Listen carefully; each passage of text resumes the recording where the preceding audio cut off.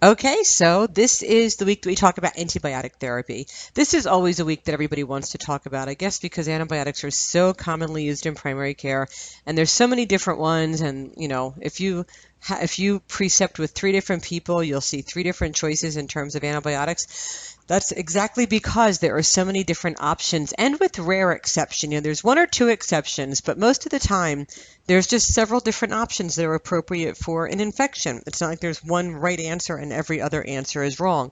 Usually you narrow it down to a few appropriate options, and then you pick the best one based on what the patient's insurance will pay for, how they interact with other medications, what the side effect profile is, and if the patient's uninsured, which one is the cheapest or on the $4 list. So there's lots of different things to consider when you think about antibiotic therapy. My goal of this discussion isn't that you finish it and go, okay, now I know exactly what antibiotic to use for every condition.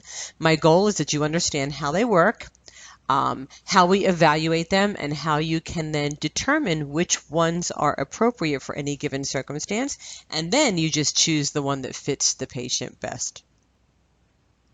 So, the most important thing in Infectious Diseases 101 is that when you want to kill an infecting organism, you have to remember the infecting organism is alive, whether it's bacteria like we're talking about now, or viruses and fungi like we'll talk about next week, or there are protozoans or spirochetes or a whole ton of different life forms that infect humans. They are all life forms, and the goal is to eradicate them without eradicating the human in which they live, because obviously it's kind of counterproductive. Like, you don't want to kill the bacteria if you kill the human in the process, because then killing the bacteria doesn't really matter very much. I mean, I know it sounds like really pedantic, but it's true. You have to figure out how to kill the organism without killing or at least causing significant toxicity in the human host. Bacteria are pretty easy. Actually, in bacteria, there are three primary targets of antibiotic therapy, and they are all targets of bacteria that are unique to bacterium. So they're features that bacteria have and humans don't. The first one is the easiest one, and this is the bacterial cell wall. You might remember from Biology 101 in your freshman year of college that bacteria have a cell wall and humans have a cell membrane. Human beings don't have cell walls that surround our cells, and bacteria do. So obviously, the bacterial cell wall, just like the human cell membrane, is the thing that keeps the intracellular environment separate from the extracellular environment. If you destroy a cell wall, the contents within are dispersed into the environment and the organism dies. Just like if you disrupt a cell membrane in humans, the cell dies and that's the end of it. So the bacterial cell wall is a really easy target because humans don't have them. They're constructed of things that humans don't have and don't make. So the bacterial cell wall is a really beautiful target. Antibiotics that interfere with the cell wall can usually be used in just about everybody, like pregnant women, neonates, old people, and everything in between, because they're targeting a structure that human beings just don't have. The second site that we target with antibiotics is bacterial protein synthesis, because a bacterial cell is a really very simple one. Human cells are pretty complex, but bacterial cells are pretty simple. You have the cell wall, which encapsulates all of the elements of life of a bacteria. Inside the cell wall, you have nucleus, and then you have a bunch of protein. All bacteria really is a nucleus and a bunch of protein. There are some small rudimentary organelles, but not at all like human cells. So because a bacteria is comprised almost entirely of protein, if you can block protein synthesis, you block the bacteria's ability to sustain itself. I mean, one of the things with bacteria is that they multiply so quickly, right? Bacteria usually multiply in a matter of hours. So when you get infected with a bacteria, it can multiply very quickly. And then if you can block protein synthesis in the bacteria, you block its ability to multiply very quickly. And that's why patients often feel better really fast when you give an antibiotic. You block the bacteria's ability to replicate itself, which it normally does very, very fast. So humans do make protein synthesis. Well, I don't know if make is the word. Humans are capable of protein synthesis. We do have lots of proteins that do jobs in the body, and so human cells are engaging in protein synthesis every day. The trick is that there are certain features of the process, certain structures that are different in bacteria, and that's what we target with antibiotics. And then finally, bacterial DNA replication is also a target of antibiotic therapy. Obviously, human cells are capable of DNA replication. It's how our cells divide. So you have to be careful. We don't want to interfere with human DNA replication. So there are certain enzymes in the process of bacterial DNA replication that are different from humans. It's a very effective way to kill a bacteria. If you block its ability to divide, it's not going to survive. It's different from protein synthesis. When you block protein synthesis, you block any particular bacterium from the ability to sustain itself. If you block bacterial DNA replication, you block the ability of the bacteria to replicate or to divide so that one bacterium becomes two bacteria. The cell wall, bacterial protein synthesis, and bacterial DNA replication. These are the three primary mechanisms of action of antibiotic therapy. So I said the bacterial cell wall is one of the logical targets for antibiotics to work. So the bacterial cell wall is, like your slide says, comprised of peptidoglycan strands. Peptidoglycan strands are interwoven strands of peptide, which is protein, and glycan, which is sugar. So I visualize these like braided braids of protein and sugar. I'm sure that's a totally inappropriate visualization, but it just helps me put it together in the brain. So imagine like long braids, like braided hair, and the braids are made of peptides and glycan, protein and sugar. And imagine a series of braids lined up next to each other. And then in order to link them together and make them one strong structure, in the final step, these braids are anchored together by way of transpeptidation. So there's a protein strand that goes across them crossways that anchors these braids together. And this is what makes the cell wall. Like I think of it like, I've probably used this analogy with you before, but some of you might remember back in the day, we used to make pot holders, and you would buy these bags of like bags of the loops. They're like, made out of material and they're stretchy. And then you had this square thing and you would stretch them all out across this square frame. And then once you had them all stretched out in one direction, then you would start weaving them crossways, like in and out of each other, and anchor them at the other end. And then at the end, you tied it off and you had a pot holder, which was solid but flexible. This is how I picture the cell wall, that we've got a bunch of linear polymerizations, linear peptidoglycan strands lined up next to each other, and then they are anchored crossway by a transpeptide, or a protein that anchors them like across the horizontal plane. Anyway, the enzyme that catalyzes that final transpeptidation is known as a penicillin binding protein. It was identified decades ago that penicillin can bind to this protein and interfere with this final step. So penicillin as an antibiotic is capable of blocking transpeptidation, which essentially blocks the synthesis of the cell wall. So it's named a penicillin binding protein because the antibiotic penicillin binds to it. The way that penicillin binds to it is by way of a physical property called a beta-lactam. There's a whole class of antibiotics called beta-lactam antibiotics, and we'll go into more detail in a little bit. All the penicillin family, all the cephalosporins, all the penims like imipenem and all the newer ones, they all work by way of a physical property called a beta-lactam. And the beta-lactam is this, if you could like break down penicillin to its like purest form under a microscope, you could point to the physical thing that's a beta-lactam. It's usually described as a key, and that the beta-lactam is the thing about penicillin that works. And the beta-lactam structure, which we think of as a key, binds to the penicillin binding protein in the cell wall, which we think of as the lock, and breaks it apart so that you can't catalyze a final synthesis of these peptidoglycan strands. So in that way, beta-lactam antibiotics interfere with cell wall synthesis. Okay, sorry, I'm sure you heard the phone ring at the end of the last slide, so I got a little bit distracted. Turned the phones off though. But we were talking about the way a cell wall is assembled, and I think the last thing I mentioned from the preceding slide was that beta-lactam antibiotics they bind to this penicillin binding protein that helps bring together those linear strands. So let's see what we got here in terms of pictures.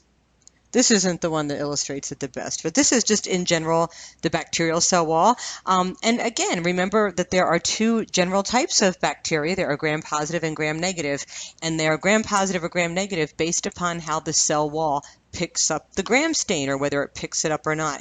You can see by this comparison that gram-positive bacteria have a thinner wall. They're thinner walled structures. It's different, and so this means that the bacteria is going to work differently. Gram-positive, you can see with my laser thing here, you do have an inner cell membrane. I probably should have mentioned that and didn't. Bacteria do have a membrane, but that's not the only thing that separates it from the extracellular environment. So both gram-positive and gram-negative bacteria have this membrane on the inner surface that encapsulates the structures, and then the gram-positive bacteria has an outer cell wall, and that's it. And you can see the label here.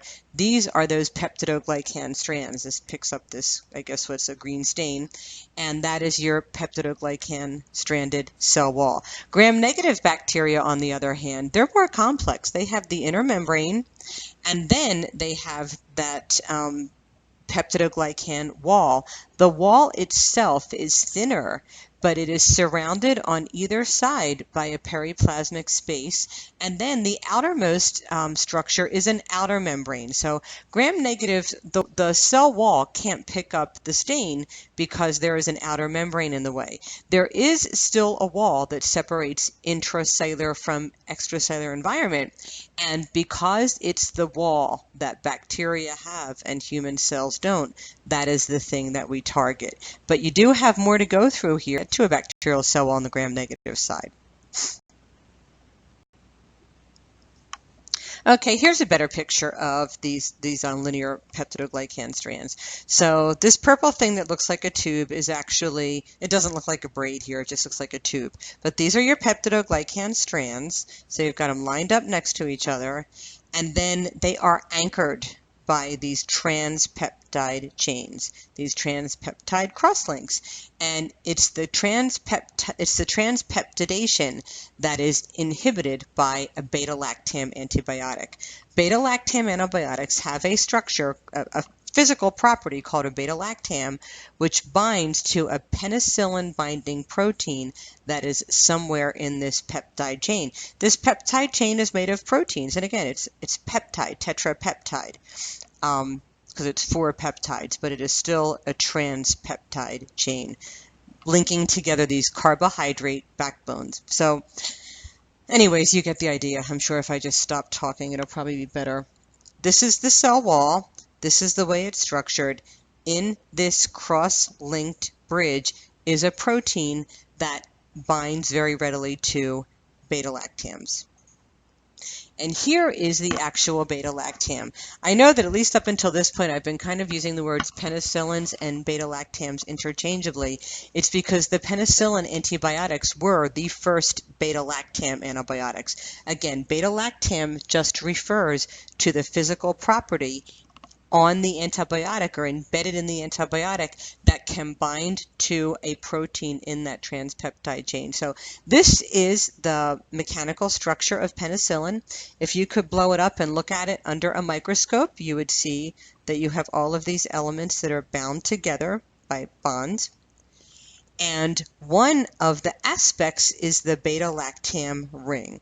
It's a physical property. You could actually crush up a penicillin, stick it under a high-powered microscope, and point and say, oh, there is the beta-lactam ring. It's that beta-lactam ring that can bind to the penicillin binding protein in that transpeptide chain. And when you bind in the transpeptide chain, then that chain can't anchor those linear strands together, and you have a disruption in the integrity of the cell wall. No cell wall, no bacteria will die. So here is the real stuff, like stained and blown up. This is what it really looks like. So let's see. So here is a cell wall. You see the peptidoglycan strands, and they are anchored by these transpeptides. and embedded in them is a penicillin binding protein. The penicillin binding protein is kind of like the receiver. Then in the beta-lactam antibiotic, and right now we're using penicillin as an example of a beta-lactam antibiotic, there is this physical property called the beta-lactam.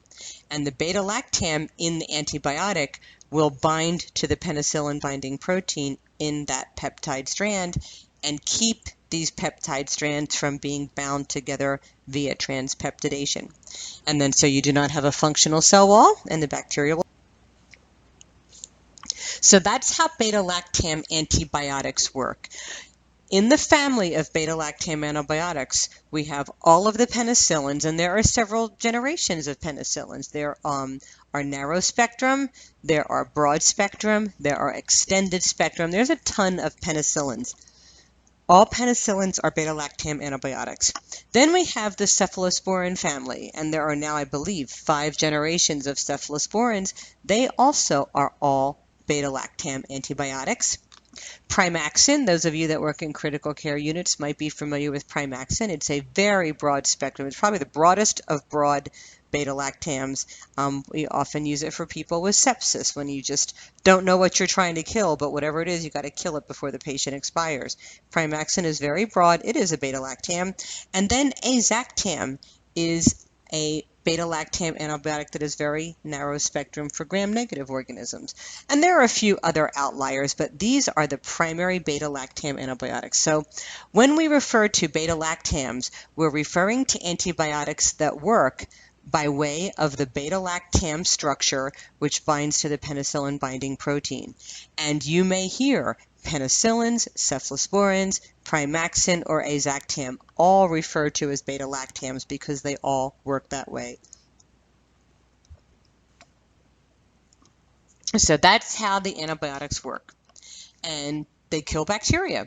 But you know how bacteria are. They multiply very quickly, and like any other living organism, they are programmed to survive. They want to survive. So very quickly, the bacteria that we are killing with these beta-lactams developed an evolutionary protective mechanism referred to as a beta-lactam ACE. Remember that when we put ACE on the end of a word in science, it destroys the first part of the word. So a beta-lactam ACE will destroy beta-lactams. Just like a protein-ACE will destroy proteins, lipase will break down lipids, and just on and on it goes. The bacteria started producing beta-lactam ACEs because beta-lactam ACEs can kill or inactivate the beta-lactam structure on the antibiotic.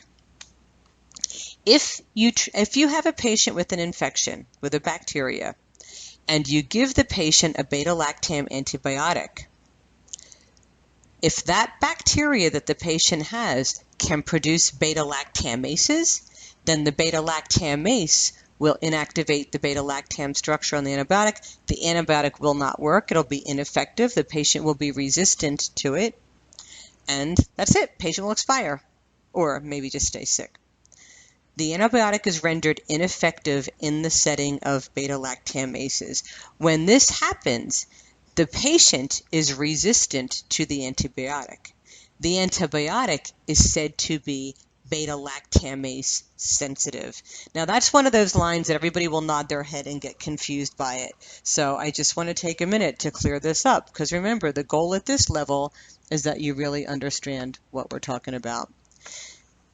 If you have an infection and I give you a beta-lactam antibiotic and your infection makes beta-lactamases and those beta-lactamases inactivate the antibiotic was sensitive to the beta-lactamase, right?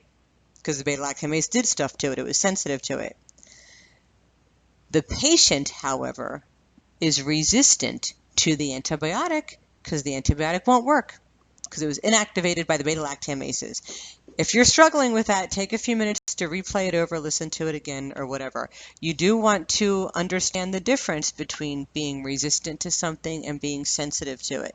Sometimes we're talking about antibiotics when we say they're sensitive, and sometimes we're talking about bacteria or patients, and it changes the way you interpret it. Okay, so once again, there's that picture in case you didn't see it the first time. And let's see, what's the example? All right, so once upon a time, humans became infected with Staph aureus. You know Staph aureus, we still talk about it all the time. It's a common problem because it's a common skin organism. So once upon a time, there was an organism that was Staph aureus. And once upon a time, we had penicillin, which is a beta-lactam antibiotic, and this penicillin used to kill the staph by way of the beta-lactam ring. But then the staph realized that it was going to be attacked by penicillin, so it started trying to find a way to protect itself from that antibiotic. So newer generations of Staph aureus started producing beta-lactamases. The beta-lactamases produced by the staph inactivated the penicillin's beta-lactam structure, so penicillin was no longer active against Staph aureus. So now, if you have a patient with Staph aureus and you give them penicillin, the penicillin won't work because most Staph aureus make beta-lactamases. Right? With me so far? So then, we, as humanoids, not wanting to have our butt kicked by a bacteria, we developed a beta-lactamase resistant form of penicillin called methicillin.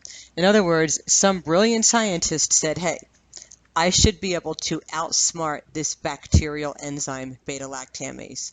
So it took the penicillin and tweaked it a little bit, altered that penicillin binding, or altered the beta-lactam, and from penicillin created methicillin.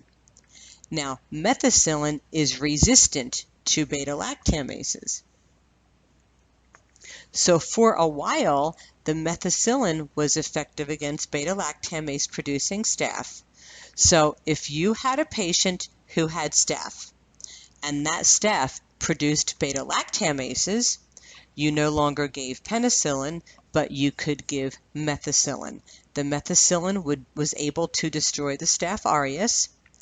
The Staph aureus was said to be sensitive to the methicillin. This is methicillin-sensitive Staph aureus, or MSSA, which you don't hear about very much. So we had a staph. It was resistant to penicillin, but we had a new improved form of penicillin called methicillin that was resistant to the beta-lactamases. So if the methicillin is resistant to the beta-lactamases can't inactivate it, the methicillin works, the bacteria dies, the patient is cured. Well, of course, the bacteria didn't like that. So then the bacteria found a way to become resistant to the methicillin. Because in the end, single-celled bacteria actually are smarter than us most of the time. Ultimately, this staph became resistant to methicillin, and that was known, or is known, as methicillin-resistant Staph aureus, or MRSA. And then we gave up. We gave up on trying to use beta-lactam antibiotics on staph. Instead, some other pharmaceutical company found another way to treat staph. Now we either use vancomycin, which is not a beta-lactam, or, I guess I didn't finish the or. We use either beta-lactam or a Zyvox, which is not a beta-lactam antibiotic. So the bottom line is, after the bacteria became resistant to methicillin and it became MRSA, we finally said enough. No more trying to use beta-lactam antibiotics. We have two other forms of antibiotics that we can use. Vancomycin, which does destroy the cell wall, but not with a beta-lactam.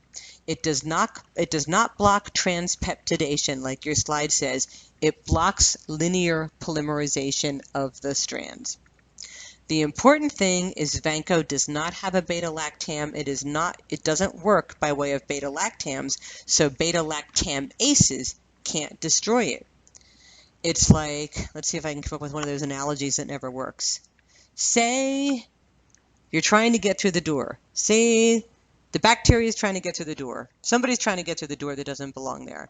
And like we close the door and then we deadbolt the door. First we closed it and then penicillin opened it and then we deadbolted it and methicillin opened it. We finally gave up on trying to get through the door. Now we just go through the window. So all of those actions on the door, the deadbolts and slamming it and all of that, it won't work against a bacteria that's not trying to get through a door. Yeah, I know, it wasn't my best analogy, but whatever. You get the idea, hopefully. Vancomycin is not a beta-lactam. None of the drugs with which we treat staph these days are beta-lactams.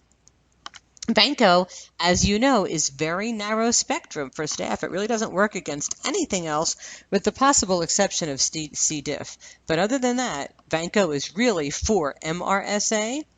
So these two slides are showing you the difference. Beta-lactams work on transpeptidation. We've already established that.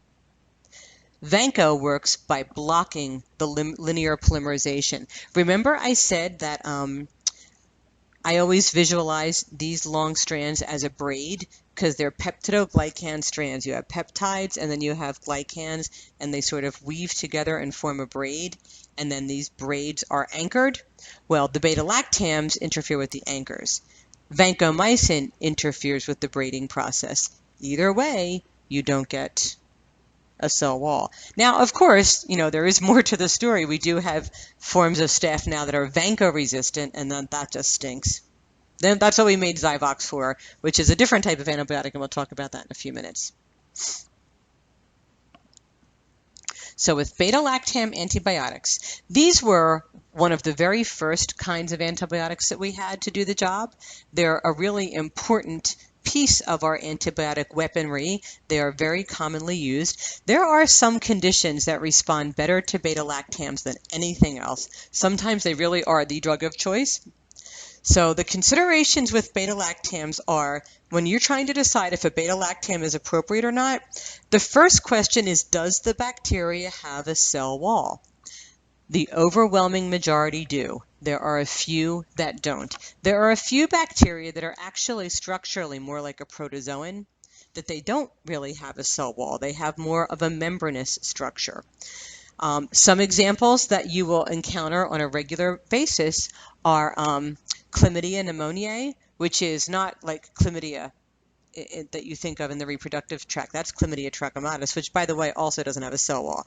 But Chlamydia pneumoniae is a very common organism that can cause a form of pneumonia, a fairly minor form of pneumonia.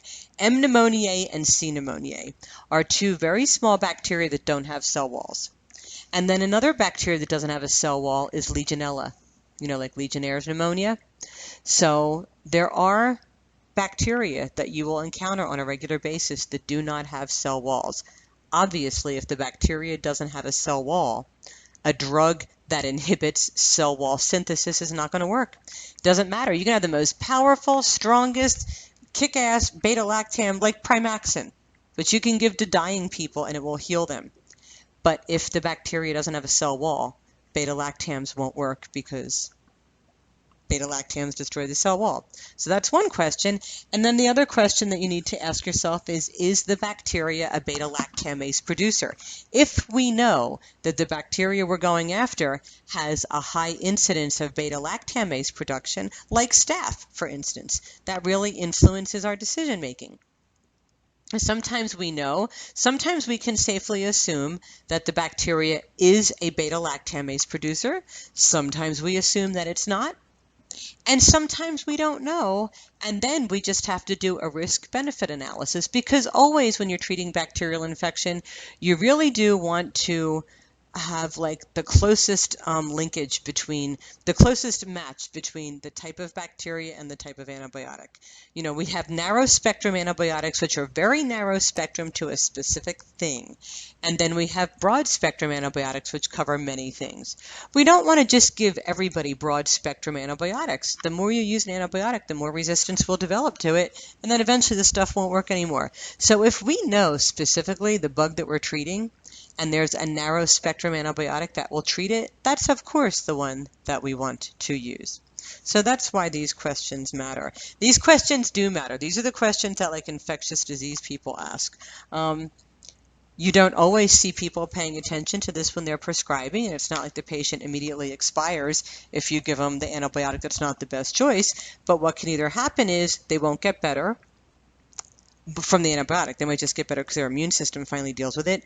Or they get better, but we have begun to contribute to the development of resistance. And as tempting as it is to think of resistance as something that takes like millions of exposures and years to occur and stuff like that, I gotta tell you, it's not all that long.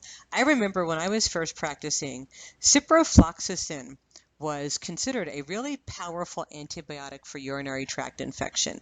I mean, it was the cannon. It was the big gun you used when a patient like had urosepsis. Ciprofloxacin was actually originally designed, from what I understand, to treat cancer patients on chemotherapy because, because chemo destroys their immune system, if a patient on chemo gets any kind of infection, it can be very serious very fast. And so Cipro was originally designed to take care of a UTI in cancer patients. Because it was so effective and so powerful, everybody started using it for every little UTI. And now what we find is that E. coli is resistant in more than half the cases to Cipro. More than half the time, UTIs are resistant to Cipro. And that has all evolved in my career as a practicing clinician. So it's kind of scary I really try to pay attention when I can to these antibiotics, because I figure like in another 20 or 30 years when I'm old and potentially really sick and really need these things to work, I don't want everything to be resistant to it. It's unbelievable some of the resistances that have evolved just in my time as a clinician and how fast it can happen. And the thing that scares me, because of course it's all about me, the thing that scares me is that by the time I need them, they won't work anymore. So those are the things you want to ask yourself. Let's see, what else do we have here? All right, I said there were 3 ways to target drugs or to target bugs. And the next one are the protein synthesis inhibitors. So like I mentioned, bacteria is made almost entirely of protein. So interrupting protein synthesis is a good way to make your bacteria not be able to sustain themselves. So protein synthesis as a process requires 3 types of RNA: messenger RNA, ribosomal RNA, and transfer RNA. These 3 types of RNA conspire to make a new protein. The ribosomal RNA is comprised of 2 subunits, and the subunits of ribosomal RNA are characterized by how quickly they can fall through a centrifuge. I mean, I know nobody else in the world will ever ask you this, and I've really forgotten more about molecular biology than I remember. But I can tell you that when it says 30S and 50S, the S stands for Stedberg unit. I guess Dr. Stedberg was the person that counted how quickly a ribosome moved through a centrifuge. It's related to its mass, but the 30 and the 50 aren't weight. They aren't mass. They are Stedberg units. It matters, and I'll tell you why in a minute. So ribosomal RNA in bacteria is comprised of 30S and 50S ribosomal subunits. Humans do protein synthesis in very much the same way, and humans also have ribosomal RNA, but our subunits are 40S and 60S. And so the reason that matters is that the protein synthesis inhibitors that we have to treat bacterial infection, if you look them up in your drug book, you'll see that it says inhibits the 30S ribosomal subunit, inhibits the 50S ribosomal subunit. And there's one drug, I only know of one, there may be more now. There's one drug, and that is Zyvox, that we use for highly resistant Staph aureus. Zyvox is a 70S subunit inhibitor.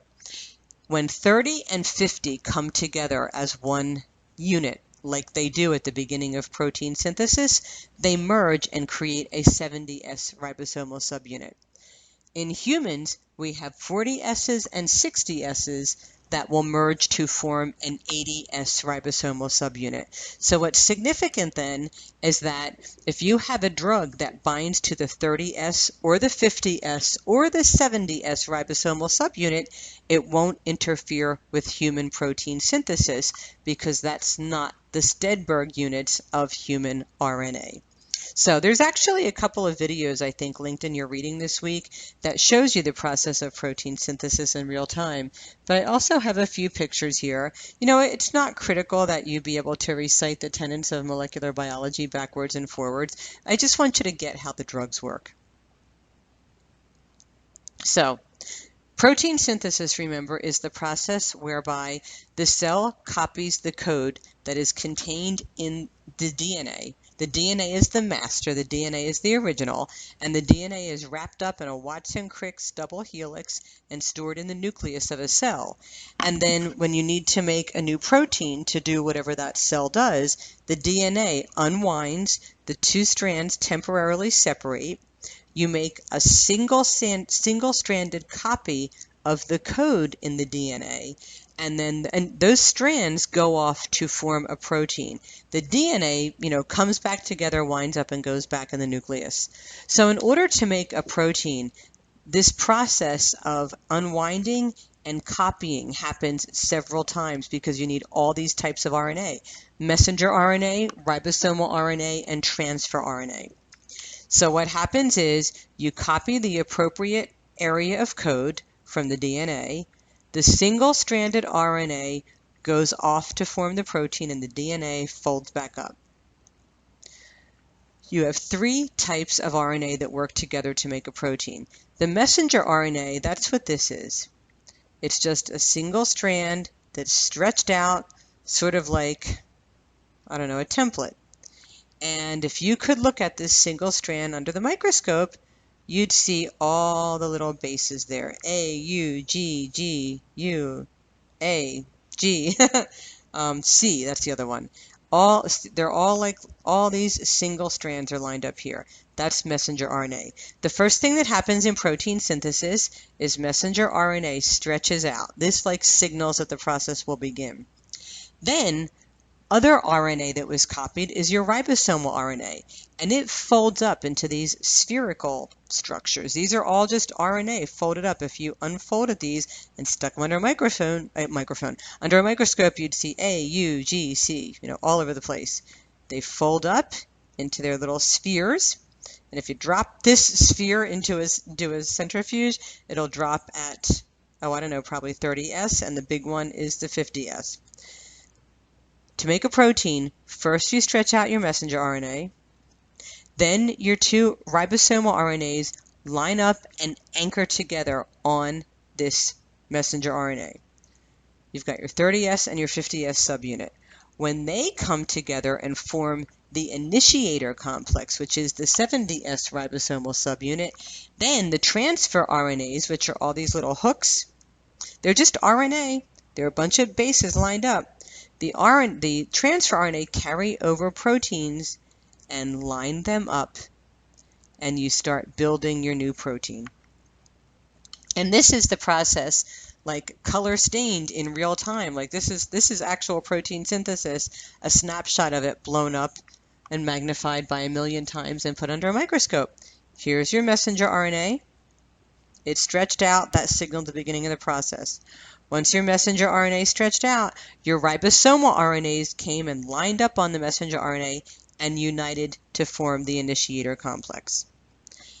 And then when that happened, the transfer RNAs started carrying over amino acids and adding them on, one to the other. This is protein synthesis. This is what happens in the rough endoplasmic reticulum in humans, by the way, the process of protein synthesis.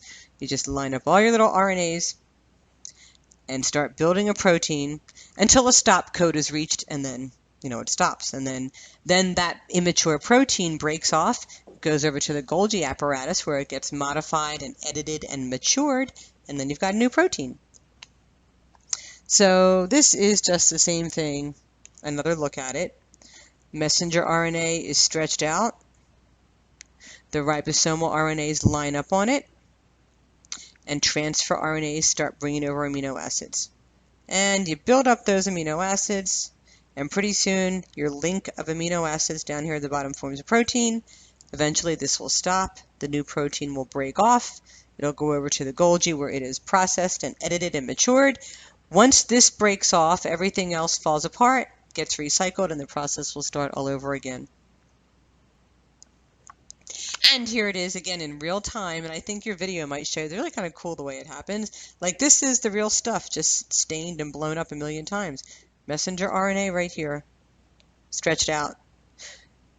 Ribosomes lined up, so you got two of them going on here. Here's one ribosomal unit, here's another, and the same process is happening over here. The ribosomal units came together and formed an initiator complex. Transfer RNAs, you see them floating around in the background here. They bring over amino acids and build a new protein. When the stop code is reached, this protein will break off. It will go off to be modified. The ribosomes will fall apart. They'll get recycled. The messenger RNA will break apart and get recycled, and the whole process will start all over again.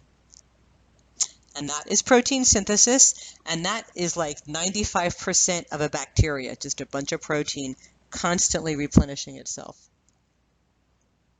So, some antibiotics inhibit protein synthesis. In fact, I think, if I'm not mistaken, like just from a quantity perspective, we have more protein synthesis inhibitors than any other form of antibiotic. And they do it by binding to one of the subunits, or like I said in that one example, binding to after the two subunits come together and make the initiator, make the initiator complex. Zyvox will block that.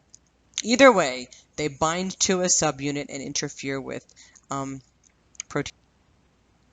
There it is again, in case you didn't see it the last 3 times I showed you the picture. This is the artist rendering. This is the real story. I love this. I love that you can like stain these in colors and blow them up and see what's going on. They're like little spaceships. All right. So the primary consideration in deciding whether or not a protein synthesis inhibitor is the drug for you is you want to remember that they are completely unaffected by beta-lactamases.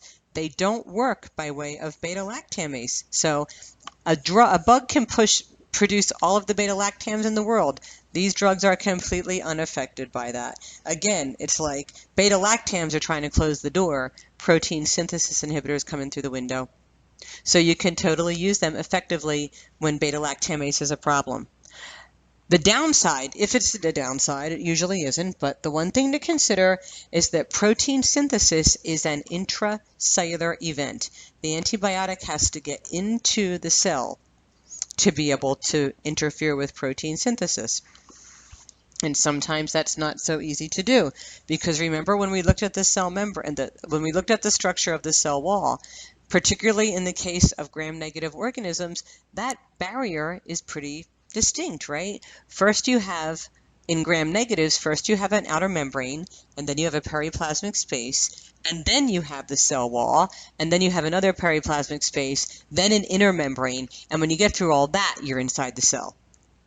Even in gram-positives that aren't as complex, you still have an outer wall and then an inner membrane, and then you get to protein synthesis. So protein synthesis inhibitors can be very effective, but they have to be able to penetrate those outer barriers first to get into the cell. A protein synthesis inhibitor is not going to do you any good if it can't get into the cell to do its job. Among the many protein synthesis inhibitors that we work with, the aminoglycosides and the tetracyclines are 30S ribosomal subunit inhibitors. So if you look up in your drug book how they work and it says 30S ribosomal subunit, you're like, oh, that's clear as mud. Now, hopefully it makes a little bit more sense how it works.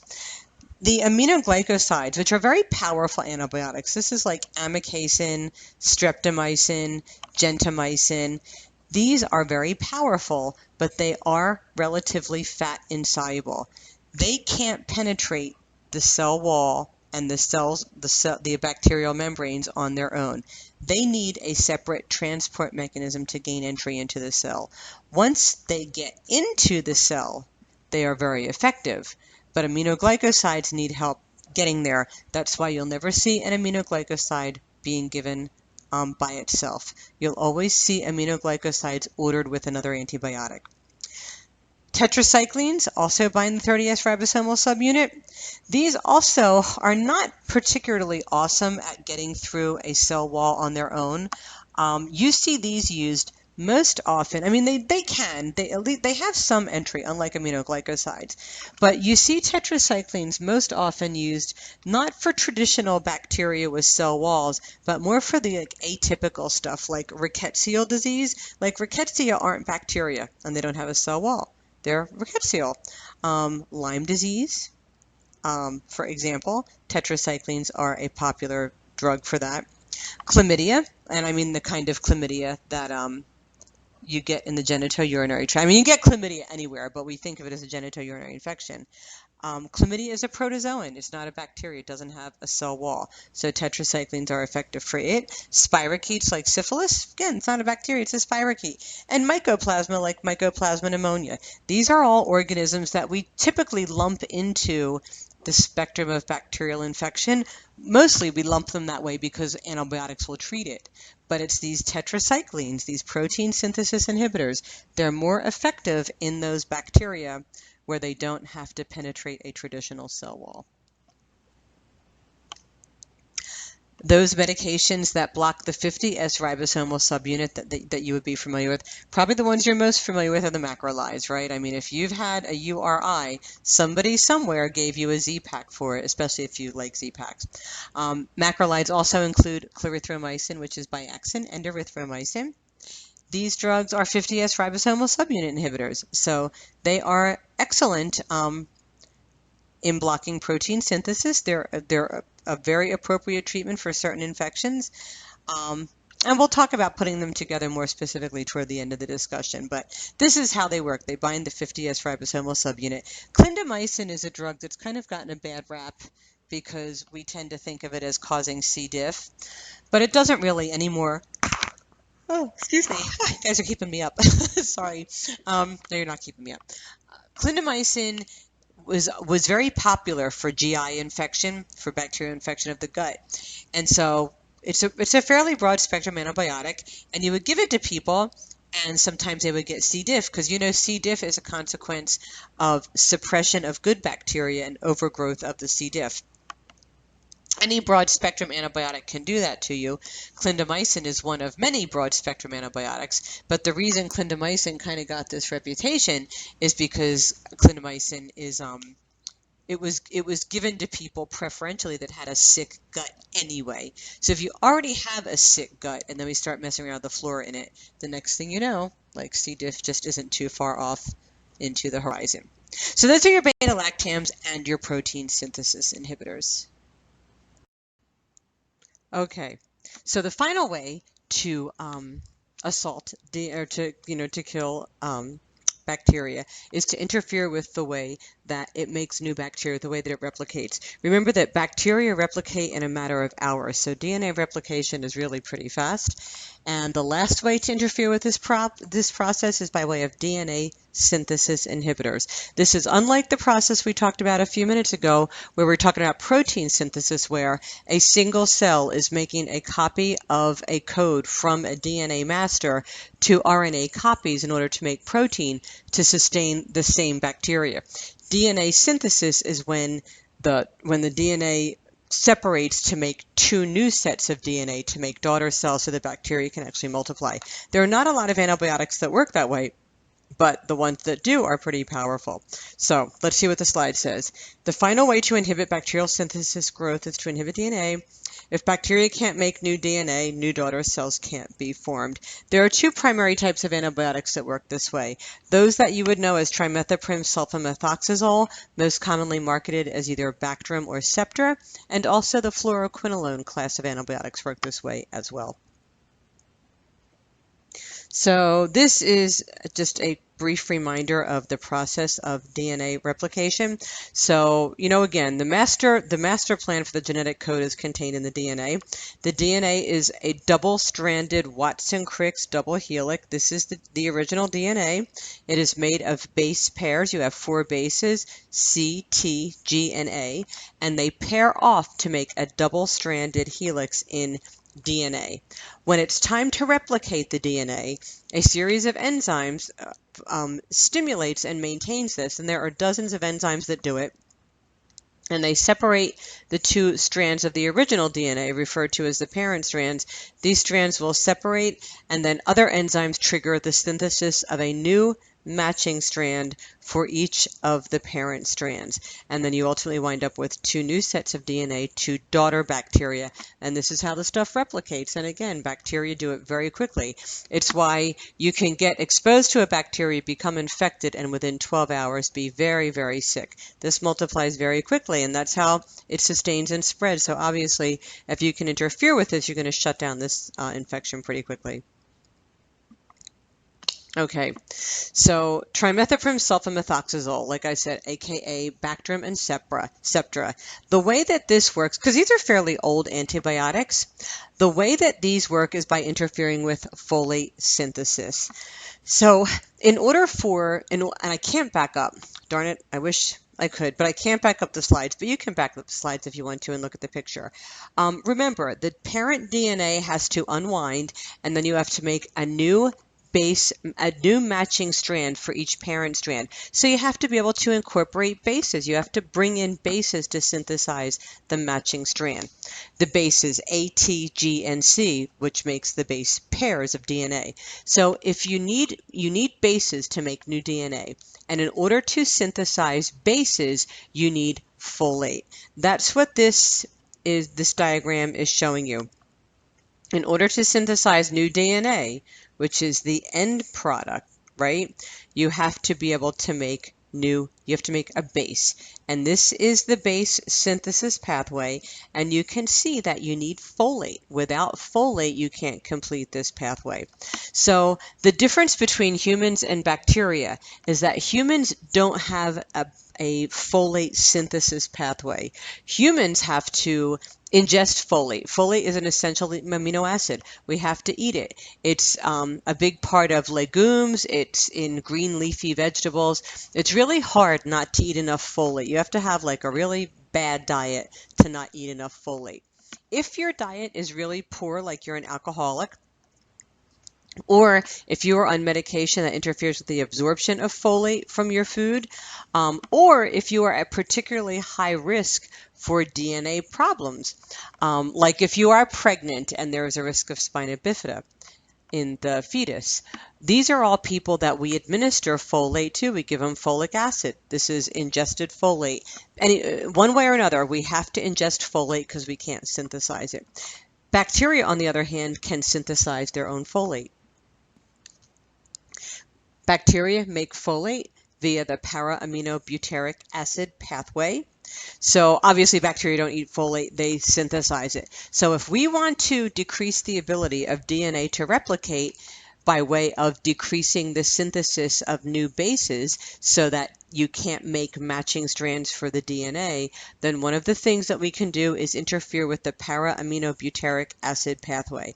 If you block synthesis of folate via this pathway, the bacteria will not be able to make new DNA, but humans are not affected because human cells don't rely on the synthesis of folate. We rely on the ingestion of it.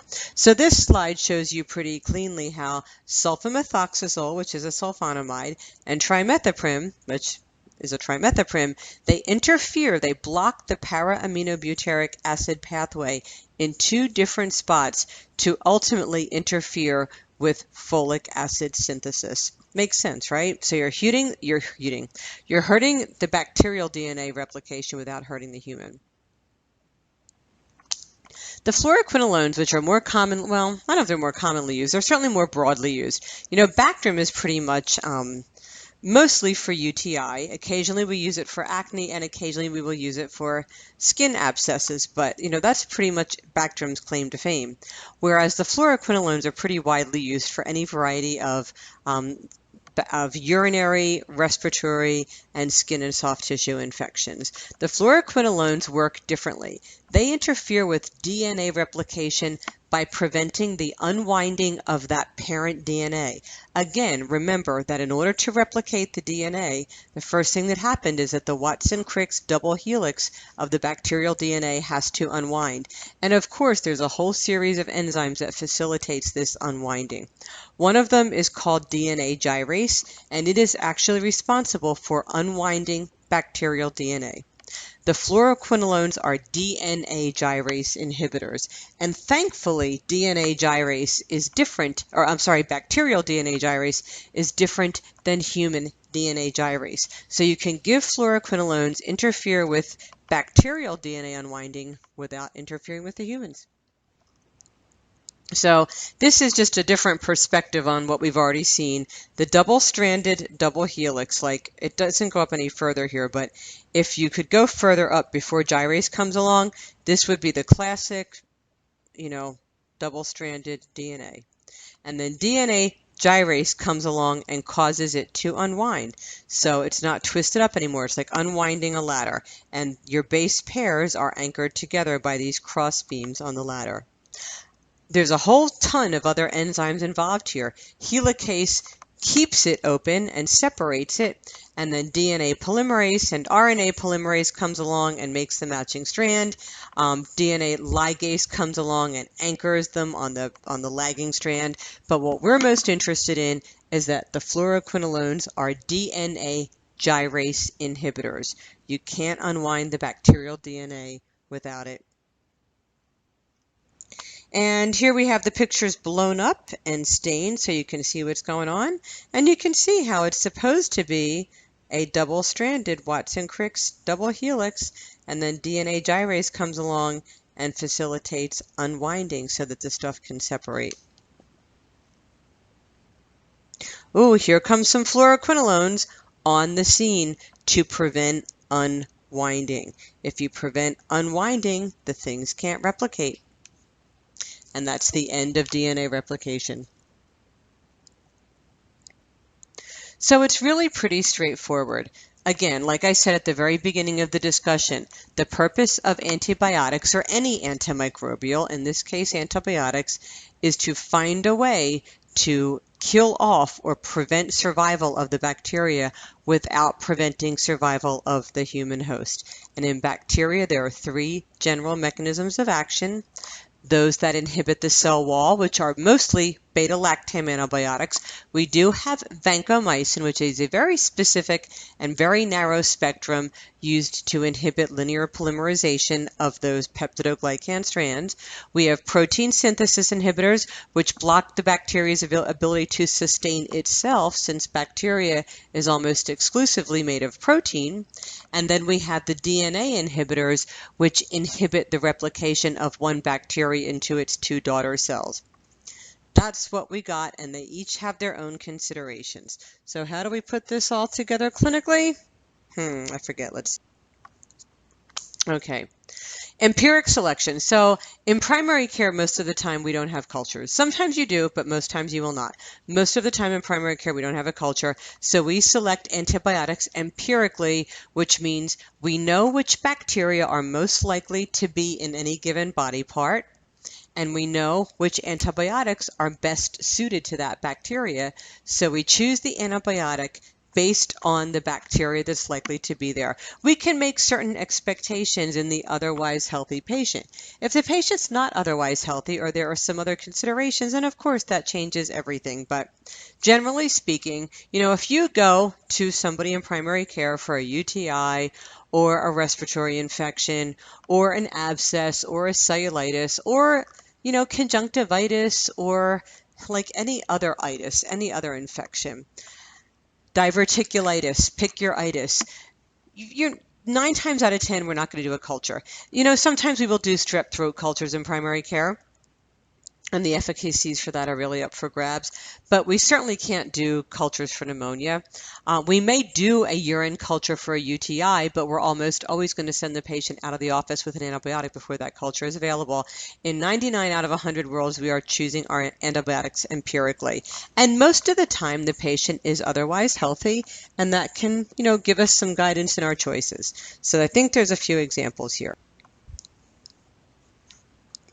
Let's see. Treatment of bacterial URI. So in another world, in your clinical courses, you will certainly talk more about how you deduce that an upper respiratory infection is bacterial versus viral. Yes, in a perfect world, it's with a culture, but most of the time that doesn't happen.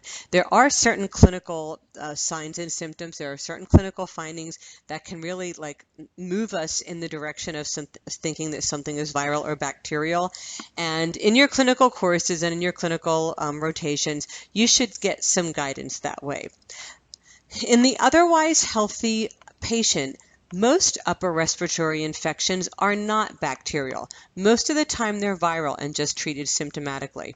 On the other hand, if they are bacterial, they really need to be treated with antibiotics because bacterial URIs are, number one, they tend to be more serious.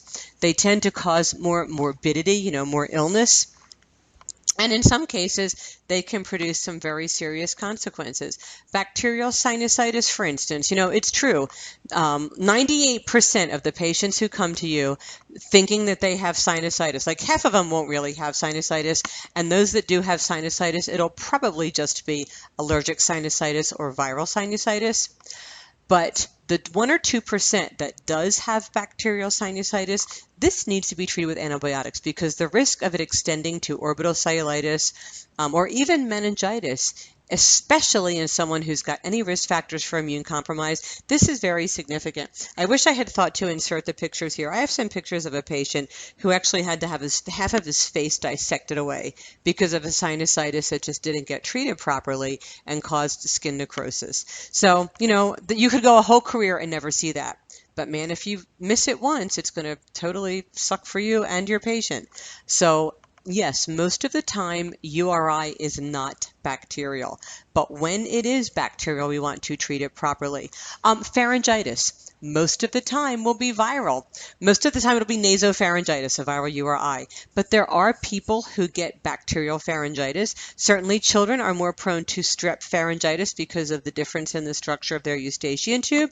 Adults also absolutely get strep pharyngitis or other forms of bacteria in the throat. This needs to be treated properly with an antibiotic. And of course, pneumonia, which is a whole different story, obviously that has to be treated with antibiotics for the patient. Is even at risk to expire if the patient's got any underlying health problems. So, my long-winded rambling point here is that yes, URIs, when you talk about URIs in primary care, most of the time they are viral, but sometimes they're bacterial. And if they're bacterial, you don't want to miss it. By the way, pertussis, which I shared with some of you in class, happened to pick up clinically not that long ago, but then used the wrong antibiotic, or not the wrong antibiotic, but the wrong dose of an antibiotic. But pertussis is a very serious bacterial infection of the airway, an upper respiratory infection, and its symptoms in its very early presentation look very much like a viral infection. So, I don't have the perfect answer for you. It's not like an easy job. That's why it's worth a fairly significant paycheck because it's not an easy job. And one of the things that you will have to do is distinguish among viral and bacterial URI.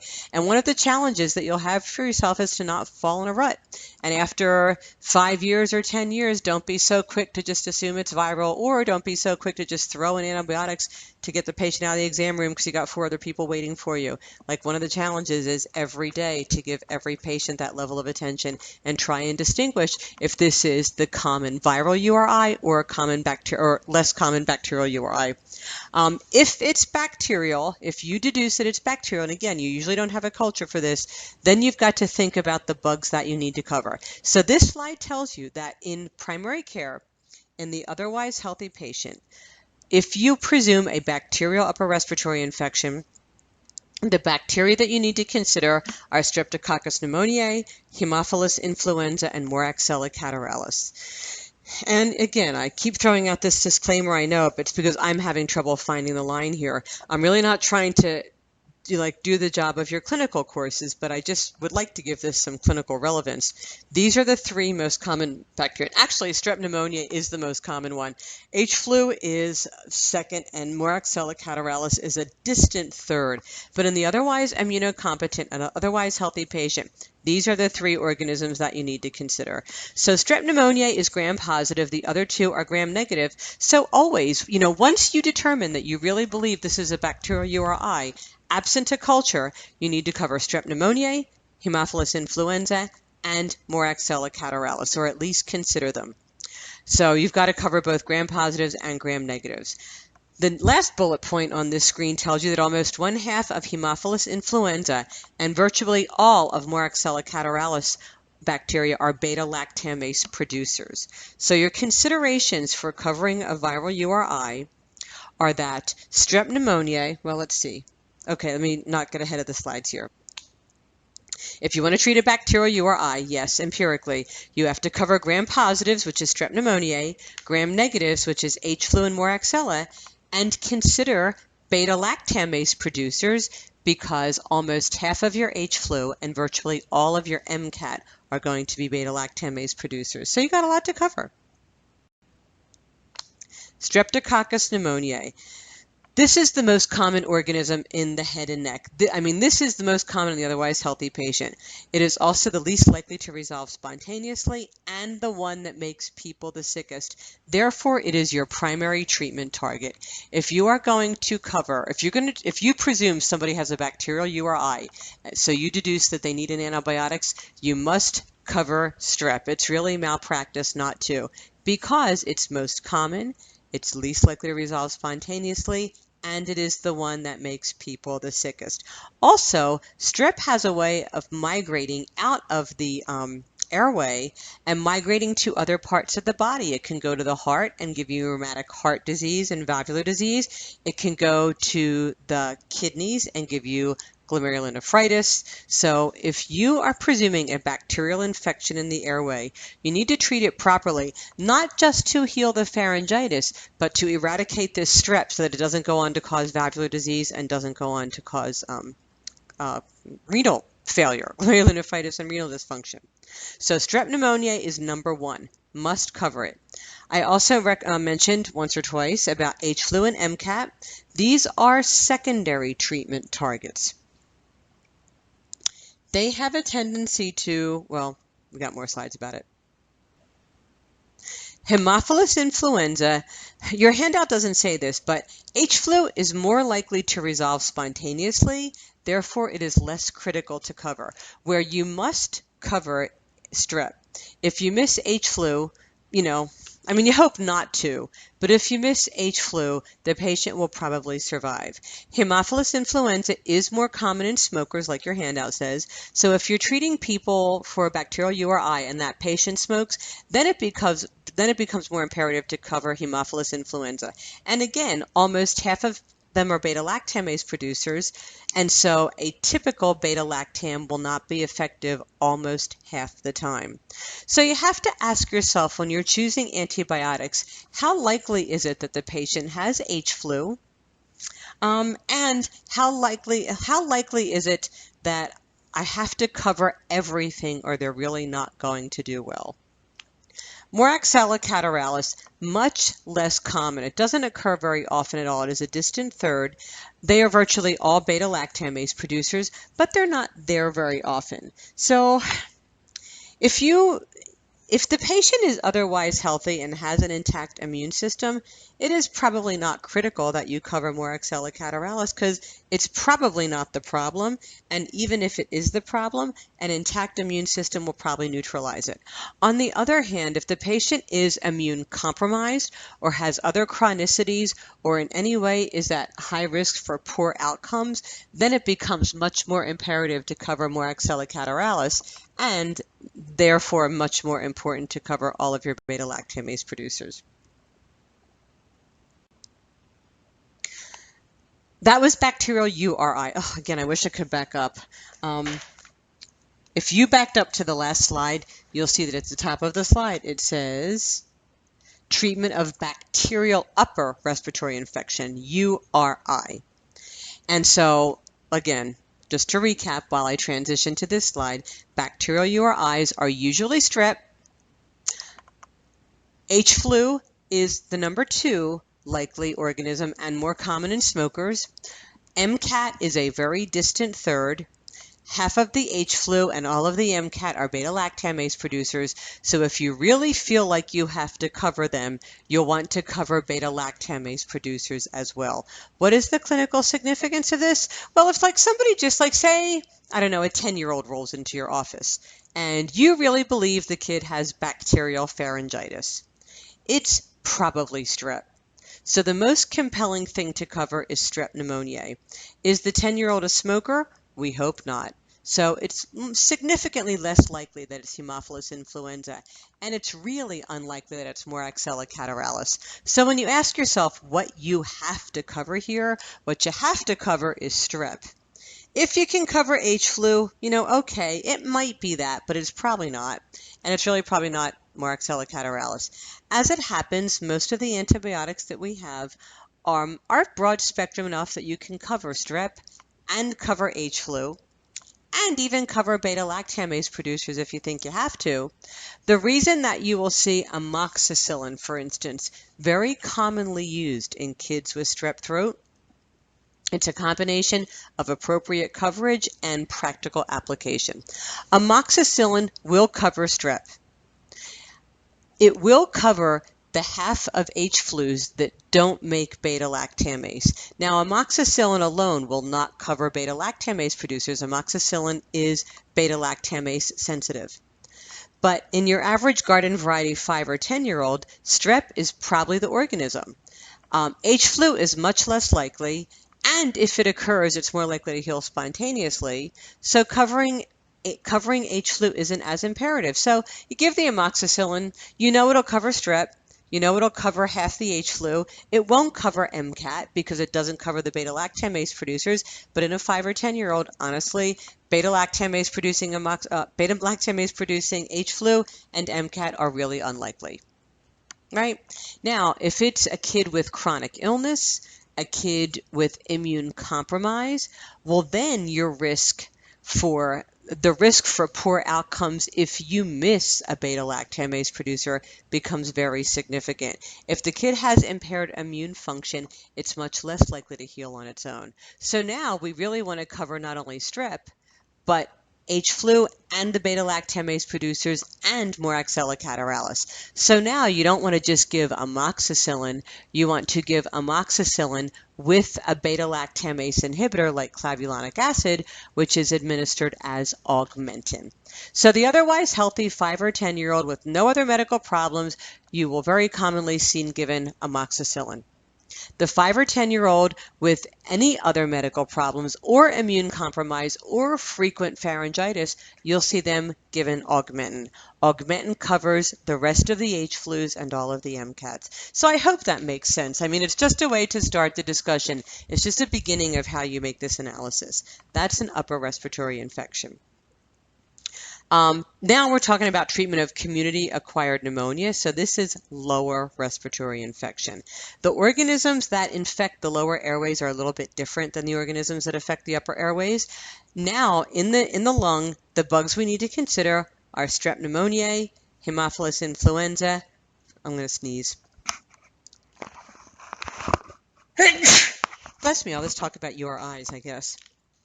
Anyway, in the lower airway, we need to cover strep pneumoniae, H flu. Moraxella catarrhalis doesn't occur nearly as often in the lower airway. The organisms that you see more often in the lung are M. pneumoniae and C. pneumoniae, and these last two are collectively referred to as atypical pathogens. They're atypical, they're different, and so they change the way that we consider antibiotic therapy. M. pneumoniae and C. pneumoniae do not have a cell wall like the second bullet point says, and so now we can't kill them with a cell wall synthesis inhibitor, which means no beta-lactam. So remember a minute ago when we were talking about upper respiratory infection and I said strep is your most common treatment target, H flu a second, not a great second, and then MCAT a big third. So I said that amoxicillin would cover the strep and some of the H flus, and that augmentin, which is amoxicillin with a beta-lactamase inhibitor, would cover everything else. So you could treat a very serious upper respiratory infection with augmentin and feel comfortable that you are covering the primary organisms. But in the lower airway, the difference here is there's no more axilla cataralis. What you've got are the atypicals that don't have a cell wall. So forget the amoxicillin and forget the augmentin. They won't cover all of these organisms. Even the most powerful beta-lactam in the world will not provide adequate coverage because these last two, M. pneumoniae and C. pneumoniae, which are pretty common in lower respiratory infection, don't have a cell wall. So next slide says, because two of the bacteria that we have to cover don't have cell walls, right, you should never see a beta-lactam used alone to treat community-acquired pneumonia. I hope that you never do. If you do, just take the lesson that that's not the thing that you want to do. Unless you have a cultured organism. Obviously, if you have a culture that tells you what organism you're treating, then the rest of this all goes out the window because everything we're talking about here is empiric therapy. These are the foundations for empiric therapy. If you happen to have a culture for pneumonia, if you were lucky enough to get a really good sputum from the lung in your patient, then fine. Then if the patient has a bacterial infection that is susceptible to a beta-lactam, of course then you're going to use a beta-lactam antibiotic. In fact, if we have time, I guess I have all the time in the world, I'll tell you a little story about that in a minute. But forgetting that, because most times in primary care we do not have a culture, most times we're treating empirically, so we have to cover strep, H-flu, consider beta-lactamase production, and the atypicals which don't have a cell wall. That's why, last bullet point here, that's why choice of drugs for the otherwise healthy patient, according to our evidence-based guidelines, are either a macrolide like erythromycin, azithromycin, or clarithromycin, which is erythromycin, or zithromax like a Z-Pak, or clarithromycin is Biaxin. We can either use a macrolide or doxycycline. Neither of these are beta-lactams. Neither of these inhibit the cell wall. These are both protein synthesis inhibitors. So since they're protein synthesis inhibitors, they will kill any form of bacteria that has to make protein, which is all of them. And so in the otherwise healthy patient, again, like you or like me, that you have community-acquired pneumonia, a macrolide or doxycycline will cover strep, H-flu, and it'll cover all the H-flus because since it's not a beta-lactam, it is totally impervious to beta-lactamases. Beta-lactamases won't affect them at all. So strep, all the H-flus, and it will cover the atypicals. Now the one little fly in the ointment here, and again, your clinical courses will give you more detail about that. There is one risk in giving people with community-acquired pneumonia a macrolide or a doxycycline, and that is because there is a certain subset of the population who is at risk for drug-resistant streptococcus. And like with a bacterial URI, bacterial lower respiratory infection, or LRI, aka pneumonia, the most common organism is still strep. Just like in the upper airway, strep is the most common organism. A macrolide or doxy will kill regular strep, but there are some people who are at risk for drug-resistant strep. And I think in your next page of the handout it will tell you that.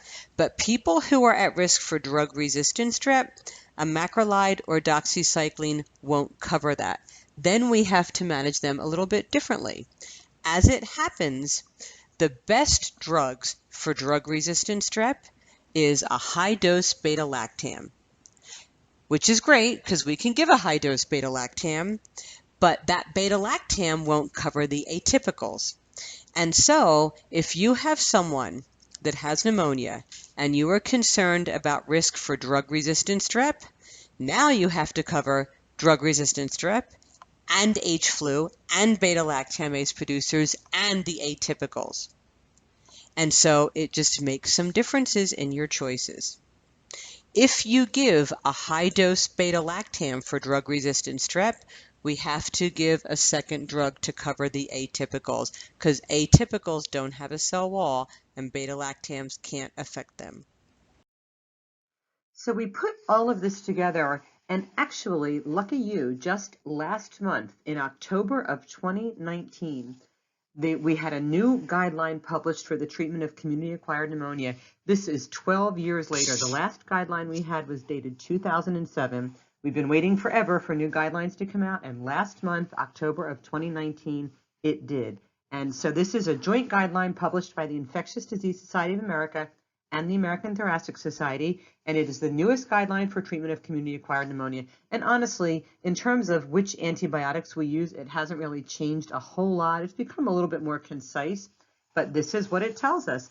It says that the patient with no comorbidities or risk factors for MRSA or Pseudomonas is treated with one of three drugs, either amoxicillin, a macrolide, or a doxycycline. So their very newest recommendation allows for amoxicillin as an option. In the old guideline, it was either a macrolide or a doxy. So what does this mean? Apparently, it means that they're not as worried about us covering atypicals. In other words, amoxicillin is a beta-lactam. It will not cover atypical organisms. But remember that I said, and if I didn't say it, I should have, strep is the #1 treatment target. If you're treating pneumonia empirically in the community environment, you have to cover strep #1, and amoxicillin will cover it. So, depending on your assessment of the patient and risk factors, you can use amoxicillin as an option, you can use doxycycline, or you can use a macrolide with the caveat that local resistances have to be less than 25%. So your clinical courses will give you a lot more information about that. And we're all still kind of digesting, actually, because like I said, this is the first time in 12 years we've had a new pneumonia guideline, and it's reams and reams of pages long. So I'm still going through it, actually, but I tried to pull out the relevant antibiotic piece for this class. So that's the patient with no comorbidities or risk factors for MRSA or Pseudomonas. The patient who does have comorbidities. Now, if a patient has known MRSA or Pseudomonas, they will be treated accordingly for that. The patient with comorbidities, meaning they're at higher risk for poor outcomes, they get treated with a beta-lactam plus either a macrolide or a doxycycline. So for them, we do cover the strep and the atypicals. Or instead of a beta-lactam and one of the other two drugs, you can just give them a fluoroquinolone as monotherapy. So again, your clinical courses will get in much more detail about the actual treatments of these things. I'm just trying to give you an idea of how we categorize and how we choose among classes of antibiotics. So that's that. 2019. All right, now we got bacterial skin infections. So back in the spirit of empiric stuff, bacterial skin infections are usually strep or staph. Staph is usually what's going on when you have a fluctuant abscess, like where pus can come out. This is one of the more satisfying things to do in primary care, is drain one of these things. Whereas cellulitis isn't, it's not fluctuant. There's not a collection of pus, but there is a more disseminated bacterial infection in the dermis. Cellulitis is more often strep. Sometimes it can be staph, but statistically it's strep, and statistically this is staph. That's why when you have to cover these with an antibiotic, with this one you will cover for staph, and with this one you will cover for strep. If the patient doesn't demonstrate clinical improvement in 48 to 72 hours, then you cover the other one. Then you think outside the box. And again, I'm talking about the otherwise healthy patient. Cellulitis is not at all uncommon as a gram-negative organism like Pseudomonas in people who are immune compromised or people on chemotherapy. So like if somebody shows up and maybe they have risk factors for HIV/AIDS and they have cellulitis, don't just attribute it to strep. Ask yourself, are they immune compromised? Do a CBC and see what the white count and the differential looks like. It might be a gram-negative infection. But all other things being equal, the otherwise healthy patient, this one is usually staph and this one is usually strep. So there you go. Abscesses are almost always due to staph. Abscesses are almost always due to staph. This is a presumed organism. So if you have to treat with antibiotics, your primary treatment target is staph.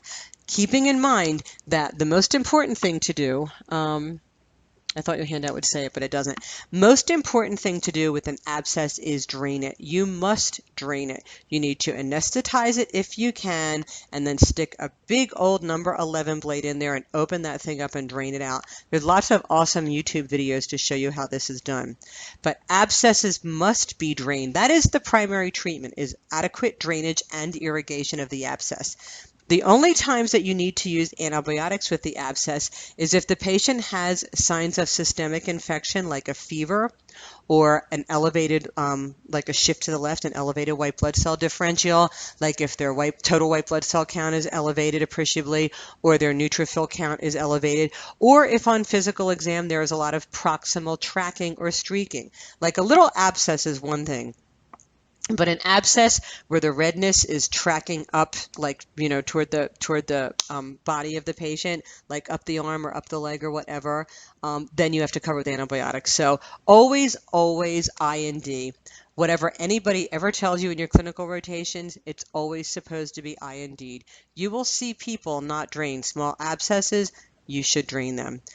Will they get better with antibiotics? Sometimes, probably. Sometimes they'll get better on their own, but the standard of care is to drain them.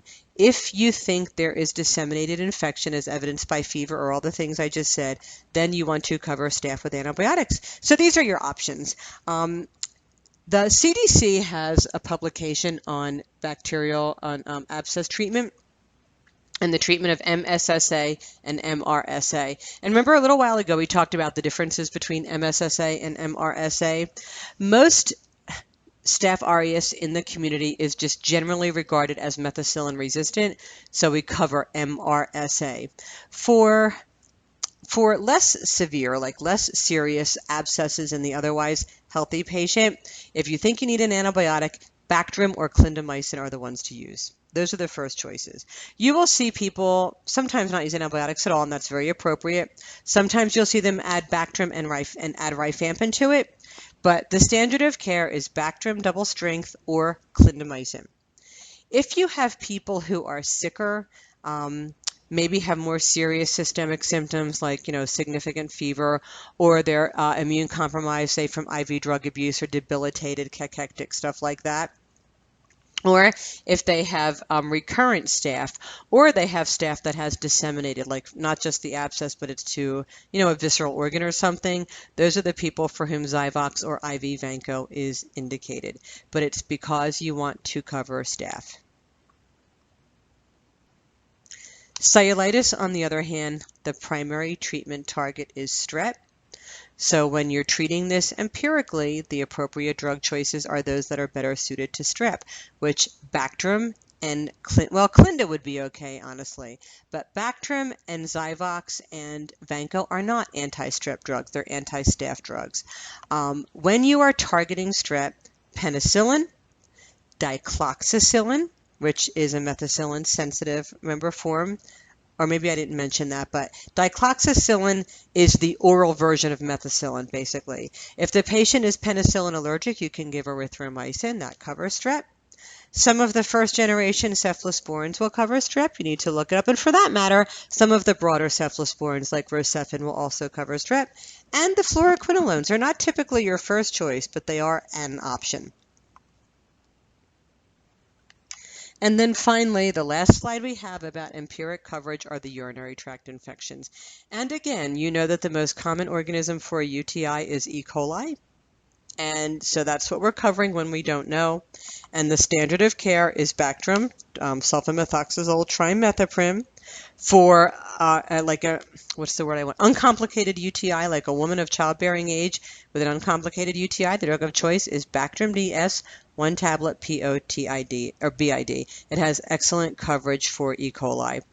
You can use a urinary fluoroquinolone, and that's the next level of care if the patient is has a resistance or an allergy to Bactrim, or regionally there's a resistance to Bactrim, or if the urinary infection is more serious, urinary fluoroquinolone. And then in some patients that can't take the other drugs, like pregnant patients, you can use a cephalosporin. But again, this is empiric therapy for the otherwise healthy patient. Remember that if a patient has had any risk factor for introducing bacteria from the external environment to the internal environment, then they are at higher risk for staph, or strep for that matter, and you may need to cover for a gram-positive organism. People like, for instance, with an indwelling Foley, we almost always presume that it's a gram-positive organism. So I hope I didn't stray too far afield there. Just, my primary goal is that you understand how they work, but I wanted to give you some discussion about how the clinical relevance. Often in primary care, people will just use antibiotics based on guidelines and can't really articulate for you necessarily why they are the best antibiotics. My hope is for all of us to just remain cognizant of the fact that guidelines most of the time are okay, but not always. And like in the case of my patient with pneumonia, if a guideline-driven approach isn't doing the job, we have to remember the underlying problems and the underlying mechanisms of action and think outside the box a little bit. All right, that's all I got. See you next week. And finally, just a few slides to tie this all up with interpreting culture and sensitivity results. Because when you are able to culture exudate, pus, whatever, drainage, when you have a culture and sensitivity result, of course your treatment can be very targeted. You don't have to rely on principles of empiric therapy anymore. So when you have a culture and sensitivity result, that's awesome. Couple of things to keep in mind. Culture and sensitivity results are typically reported in terms of the minimal inhibitory concentration.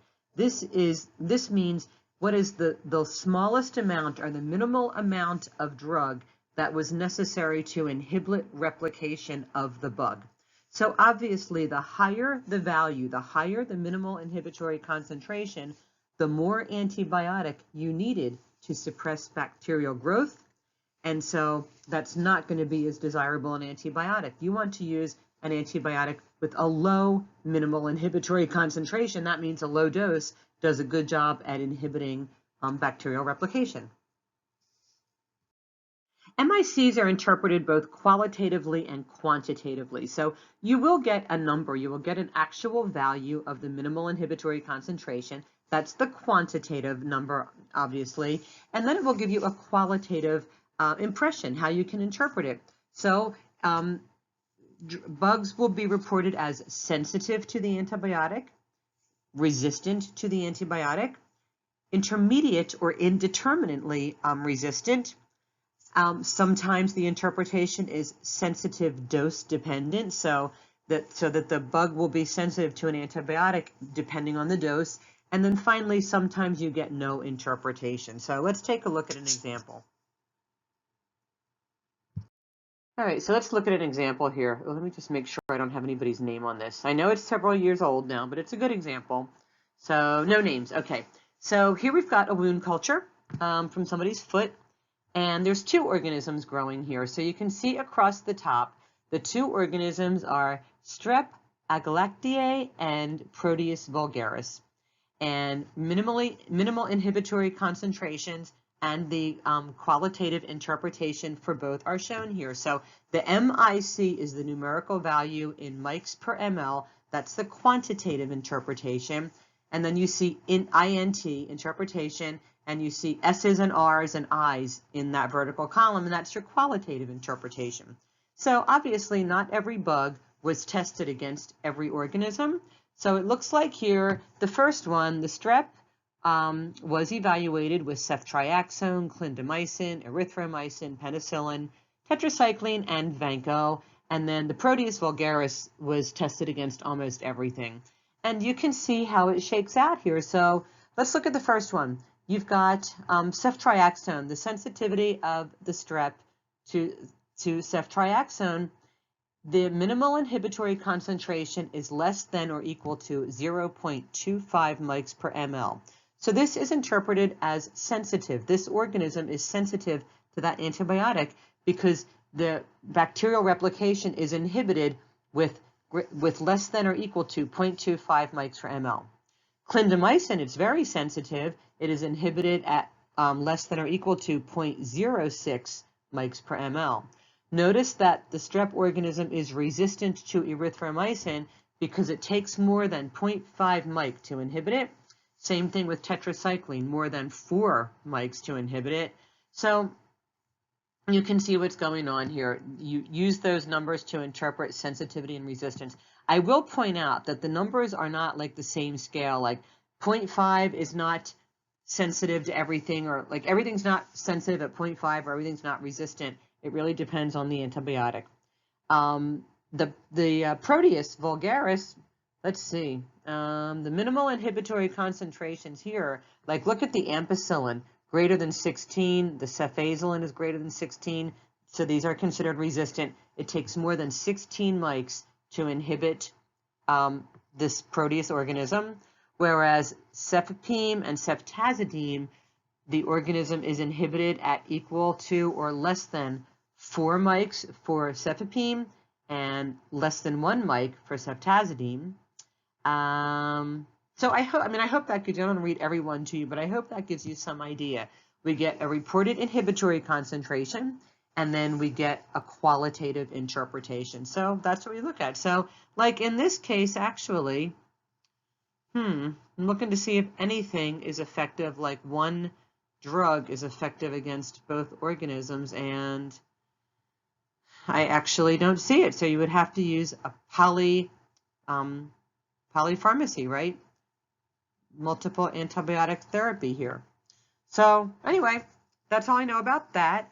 I'm going to end this slide set. The next one is a much longer one. I know it seems counterintuitive, but there's just a lot more to say about antivirals. So it's going to take you a little while. Take a break and then maybe go back and pop into the antiviral one a little later.